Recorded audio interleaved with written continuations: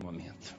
Porque também o arrebatamento da igreja vai começar a qualquer momento.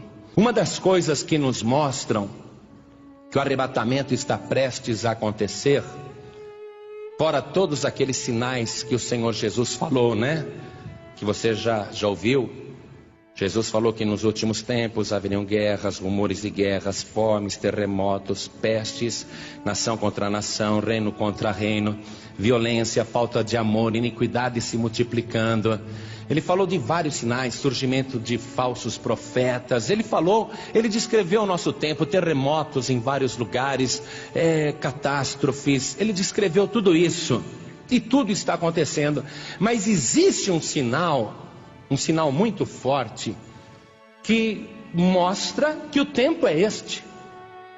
Que o tempo que nós estamos vivendo é o tempo que vai concretizar esta profecia. Então veja comigo, no Evangelho de Mateus, capítulo 24, versículo 3.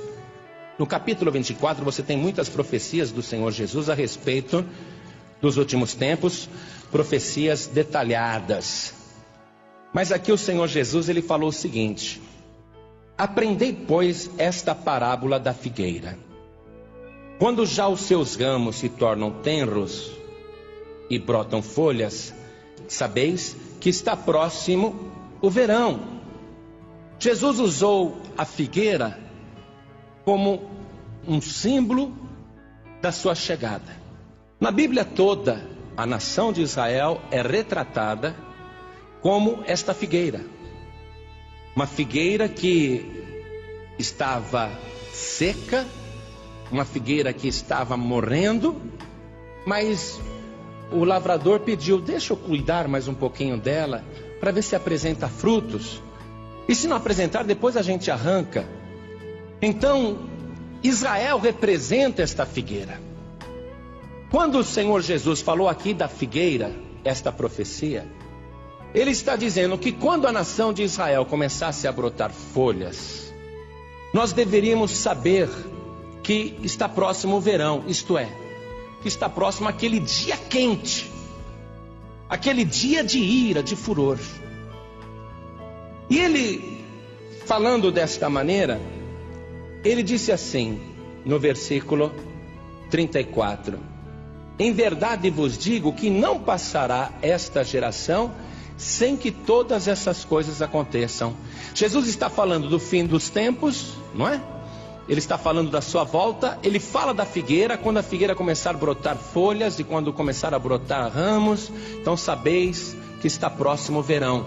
Então, quando que a figueira que estava seca, aparentemente morta mesmo, porque Israel é um país milenar, porém num período da sua história, depois que eles rejeitaram Jesus, depois que Jerusalém foi destruída no ano 70 da nossa era, este povo foi disperso no mundo inteiro.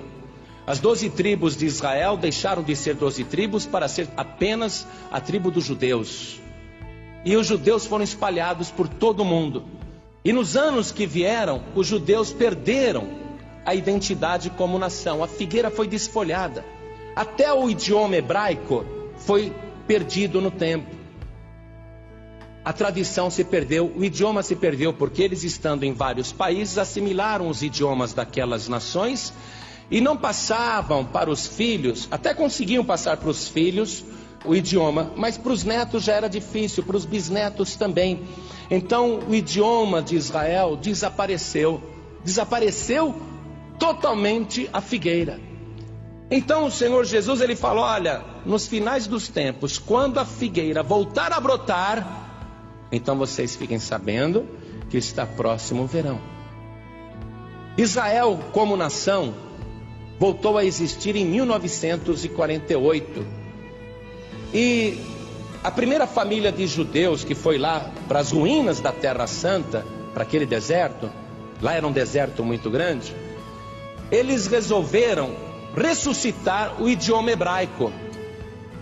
E em casa só falavam hebraico com os filhos, para que os filhos voltassem a aprender o idioma dos antepassados. E os que iam para Israel, iam com esta finalidade de restaurar a figueira, de fazer brotar a figueira. E isso aconteceu em 1948, quando as Nações Unidas, para resolver o problema daquela guerra no Oriente Médio, decretou, com um voto inclusive de um brasileiro, Oswaldo Aranha, que Israel voltava a ser nação. Então a figueira voltou a brotar em 1948. E o Senhor Jesus disse assim: olha, em verdade vos digo que não passará esta geração sem que todas essas coisas aconteçam. Que geração? Jesus está se referindo à figueira e à geração da figueira. Quando a figueira começasse a brotar novamente, ali tinha início de uma geração. E esta geração seria a última. E o Senhor Jesus disse: não passará a geração da figueira até que todas estas coisas aconteçam. Existem controvérsias sobre o tempo de uma geração, mas o mais provável é o que o próprio Deus diz na sua palavra sobre o tempo de uma geração. Então vamos ver ali o Salmo 90, versículo 10. Qual seria o tempo de uma geração? Para que a gente possa ter uma ideia, Jesus disse: na verdade não passará esta geração sem que todas essas coisas aconteçam. Então, diz assim: a duração da nossa vida é de 70 anos. E se alguns, pela sua robustez, chegam a 80 anos, o melhor deles é canseira e enfado, pois passa rapidamente e nós voamos. Quer dizer que a duração da nossa vida, ou de uma geração, é de 70 anos. Exagerando-se, 80 anos. Então a geração da figueira, ela brotou em 1948, com a recriação do Estado de Israel.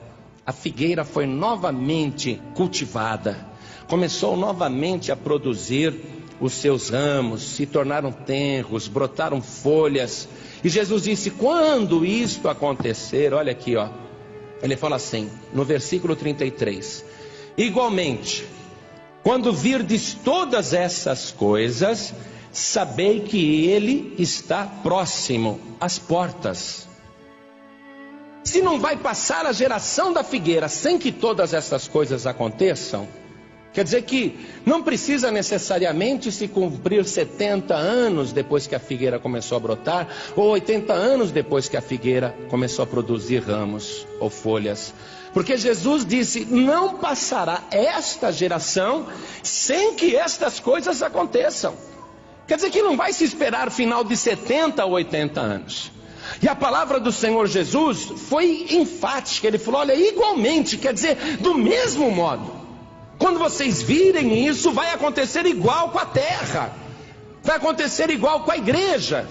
Igualmente, quando virdes todas essas coisas, sabei que ele está próximo às portas. Ele quem? O Senhor Jesus. Ele quem? Também o anticristo.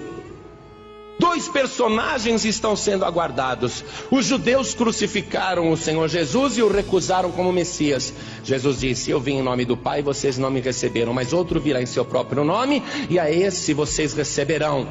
Quer dizer, quando o anticristo vier, Israel vai recebê-lo como Messias.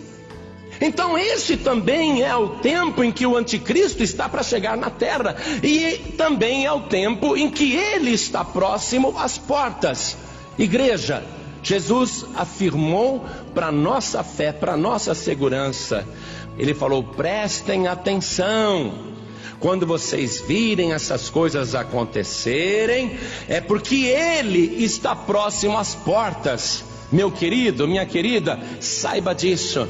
Nós estamos vivendo os últimos dias, os últimos tempos, e nós podemos crer e ter a certeza pela fé que os pés do Senhor Jesus já estão colocados em oculto nas nuvens dos céus. Ele já está próximo às portas. A qualquer momento ele vai dizer aos anjos: chegou o momento, toquem as trombetas, os que são meus serão arrebatados, vão encontrar comigo aqui nas nuvens dos céus. Eu vou livrar os meus de toda a tribulação que virá sobre a terra.